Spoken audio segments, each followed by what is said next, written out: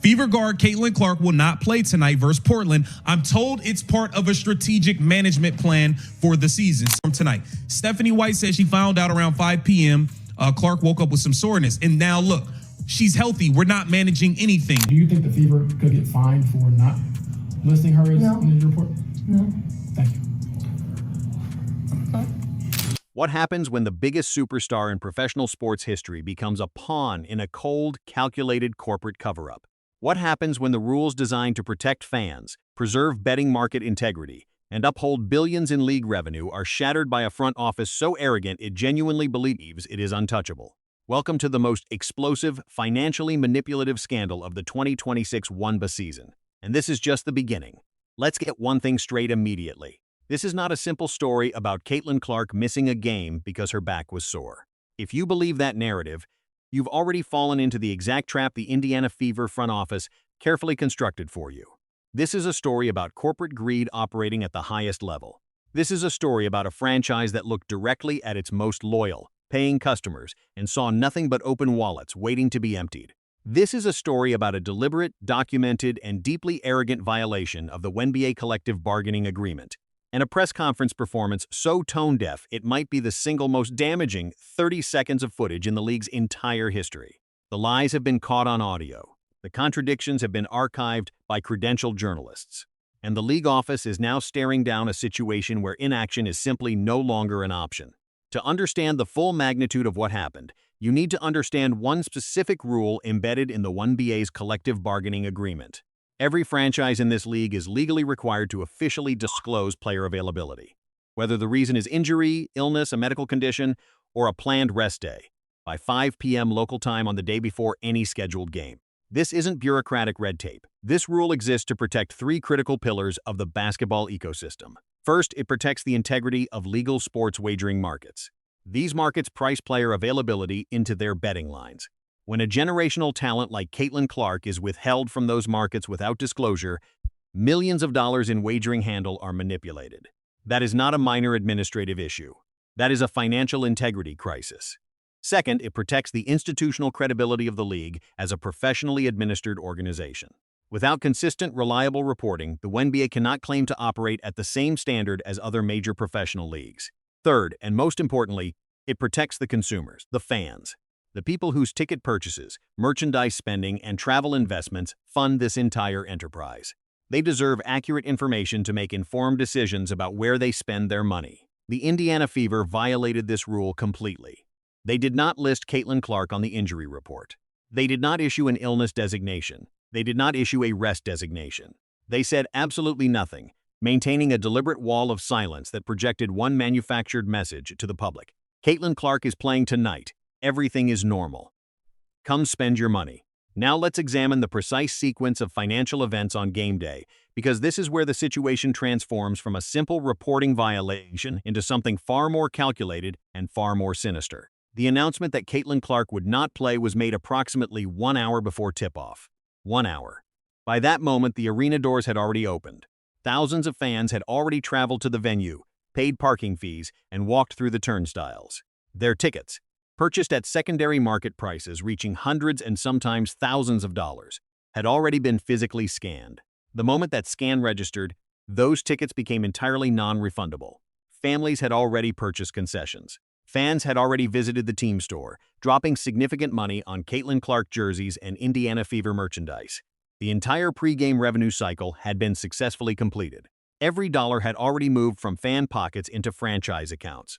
Only then, once the financial transaction was irreversible and locked in, did the organization casually reveal that the player every single one of those people paid to see was not going to set foot on the court.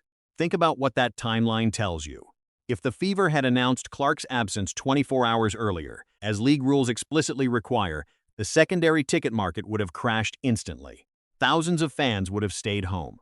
Merchandise revenue would have dropped dramatically. Concession sales would have been cut in half.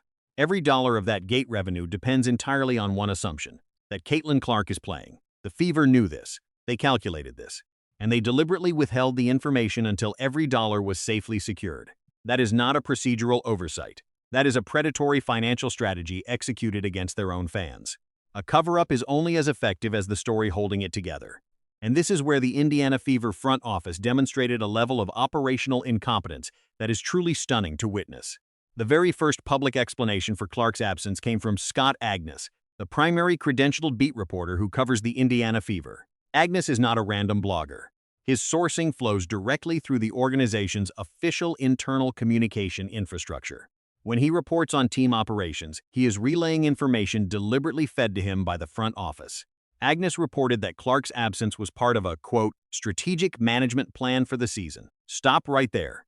Parse those words carefully, because they are critically important. A strategic management plan is not a sudden medical emergency. It is not a reactive decision made because an athlete woke up with unexpected physical symptoms. By definition, a strategic management plan is a premeditated operational decision developed well in advance of the event it governs. That phrase, sourced directly from the front office, tells you that the decision to sit Caitlin Clark was made long before game day. It tells you that people within the organization had advanced knowledge of this plan, which means the failure to report her absence by the 5 p.m. deadline was not an honest mistake. It was a deliberate choice, timed with surgical precision to protect maximum revenue before the information ever reached the public. If the story ended there, it would already be a clear, punishable case. But then head coach Stephanie White walked up to the post-game podium and, in a single statement, destroyed her own organization's official narrative. When asked directly about Clark's absence, Coach White looked into the cameras and said, "She woke up with some soreness. She is healthy. We are not managing anything." Read those two statements side by side. The organization's official beat reporter, sourced from within the front office, describes a strategic management plan. The head coach, minutes later, on camera, explicitly states the player is healthy and the team is not managing anything. You cannot have a strategic management plan for a player your own organization simultaneously describes as perfectly healthy and completely unmanaged. These two statements cannot coexist in the same factual reality. One of them is a lie, and the Indiana Fever produced both of them within the same news cycle through their own communication apparatus. That is a smoking gun, and they handed it to the world themselves. The press conference deteriorated further from there, and what followed may be the most damaging 30 seconds of footage the Indiana Fever have ever produced. A reporter asked Coach White a completely legitimate question.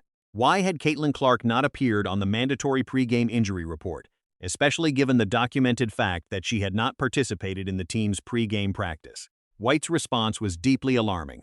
She characterized players missing practice without an injury report designation as routine, something that happens all the time.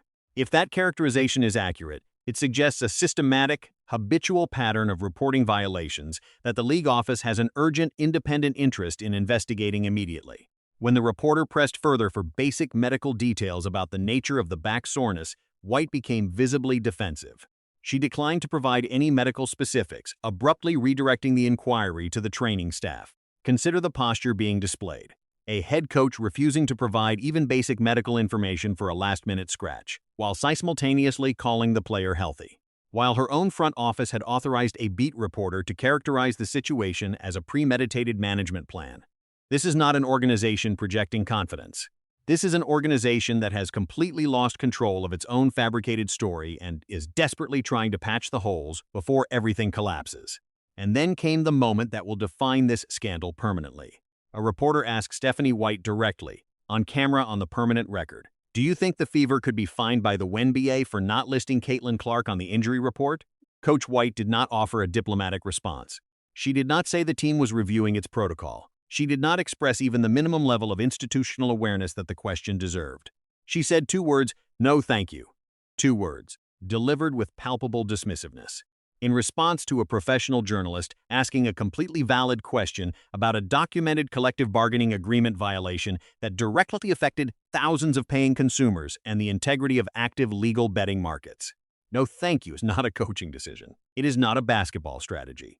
It is a documented, on-camera declaration that the Indiana Fever organization considers league rules beneath them, enforcement authority laughable, and the questions of working journalists not worthy of serious engagement. Commissioner Kathy Engelbert's office has seen that footage. The league's sports betting partners, whose contractual relationships with the WNBA are strictly contingent on reporting integrity, have seen that footage. Every other franchise in the league, the ones actually complying with the 5 p.m. deadline as a non-negotiable operational standard, has seen that footage, and they are all waiting to see what happens next. If you needed final, definitive proof that the Portland reporting failure was intentional rather than accidental, the Indiana Fever provided it themselves through their subsequent behavior. Following the intense media scrutiny and fan backlash from the Portland game, the Fever had an upcoming matchup against the Golden State Valkyries. Suddenly, the team completely remembered how to read the rulebook. For the Valkyries game, the Fever officially listed Caitlin Clark as out on the injury report, not 1 hour before tip-off, but multiple days in advance, in complete and perfect compliance with the exact reporting protocol they had ignored entirely just days earlier. This is the most self-incriminating behavioral sequence possible. An organization does not shift from zero pre-game disclosure to multi-day advanced disclosure in a single news cycle, dominated entirely by scrutiny of their reporting violation, unless they are responding directly to the pressure of being caught. Procedural oversights do not produce immediate, complete behavioral corrections in the exact specific direction that eliminates the recurrence of that oversight. Intentional violations do, the moment the spotlight gets bright enough. They corrected because they were caught. The correction itself is the confession. Furthermore, the medical timeline, this new reporting pattern reveals, completely destroys Coach White's original explanation. A back condition that requires a multi-game absence, necessitating multi-day advanced reporting, is fundamentally incompatible with she woke up with some soreness and she is healthy. Those two realities cannot coexist. The injury was clearly more significant, more long-standing, and more pre-known than the organization ever admitted publicly, which raises a darker question the league must investigate. Was Caitlin Clark's physical condition compromised by the extreme workload demands of Stephanie White's rotation structure? Medical analysts and commentators have raised alarms all season about Clark averaging 37+ minutes per game. The league has full legal authority under the CBA to access internal training communications, practice records, and medical documentation. If the Fever ran their generational asset into the ground and then covered it up to protect gate revenue, the consequences will be historic. The Simon family's ownership position requires immediate clarity. Caitlin Clark under an Indiana Fever contract is the most commercially significant player-franchise alignment in the entire history of the WNBA. Every measurable metric proves this. Broadcast rights premiums, merchandise revenue, road game attendance impact, corporate sponsorship valuations, all of it flows from one source. The operational decisions currently being made by the coaching staff and front office regarding that asset's availability and physical health are not basketball decisions existing in a vacuum. They are commercial decisions with massive, directly quantifiable financial consequences for the ownership group's entire investment. An ownership group with full awareness of what is now documented: the reporting violation, the contradictory public statements, the on-camera dismissal of league authority, the questionable medical timeline, and the looming question of Clark's long-term relationship with the franchise, cannot continue watching passively. The window for proactive correction is closing. Every day of inaction makes the documented record longer and the organizational damage deeper. The WNBA League office currently has everything it needs to take historic, precedent-setting action. The ticket sale timeline and the late disclosure are undisputed public record. The CBA language regarding the 5 p.m. reporting requirement is explicit, binding, and non-discretionary. The press conference footage is permanently archived. The contradictory statements between the beat reporter and the head coach are fully documented. And the sudden behavioral correction in the Valkyries' reporting is itself irrefutable evidence of the Portland failure's intentionality. The league finds organizations not just to punish past behavior, but to establish that its rules are real and enforceable going forward. When a head coach publicly signals on camera that she does not regard those rules as meaningfully applicable to her franchise, the enforcement calculus changes entirely. The precedent at stake here is enormous. It is no longer about one regular season game in Portland. It is about whether the WNBA's reporting requirement carries actual institutional weight, or whether it is a selectively applied formality that financially advantaged teams can ignore whenever compliance becomes inconvenient. If a franchise can legally conceal a superstar's injury to ensure maximum gate revenue before the truth reaches paying fans, then the integrity of this league is nothing but a facade. The fans deserved better. The bettors deserved better. Caitlin Clark deserved better. The timeline of deception has been fully reconstructed, not by investigators, but by the Indiana Fever's own panicking, contradicting, on-camera communication apparatus. The cover-up is exposed. The behavioral correction has confirmed the intention. The footage speaks for itself. The era of zero accountability in Indianapolis has crashed into a wall of documented reality. The Indiana Fever arrogantly gambled their credibility for a quick payday at the gates. Now the bill has come due. The hammer must fall, and it must fall with force this league has never seen before.